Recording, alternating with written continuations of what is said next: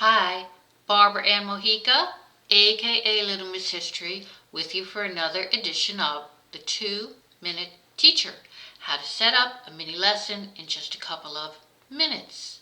Today's topic is solving real life problems. And what we're going to do is present the child with everyday situations in which math can be used to figure out the answers.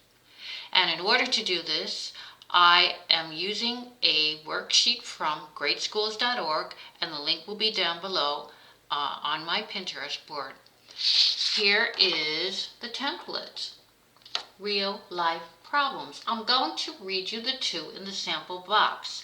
You're going to go over them with the student and ask the child to look at the solution and why they think the solution is correct. And then ask them to tell you what they think are the key words that told them what to do. I'm going to read the first one. Okay, the first one says, Jacob spent $4.77 at the store and had $4.68 left. How much money did he have to start with?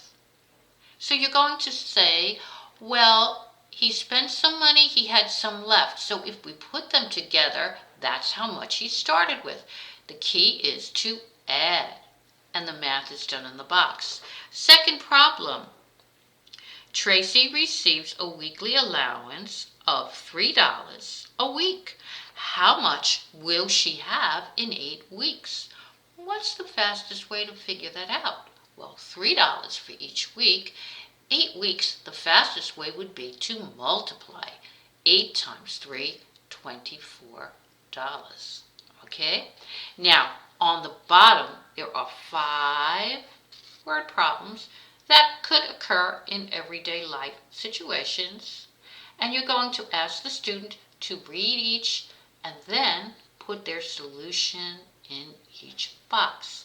After the child is finished, ask how they came to guess how to solve the problem and what kind of math they used to do it.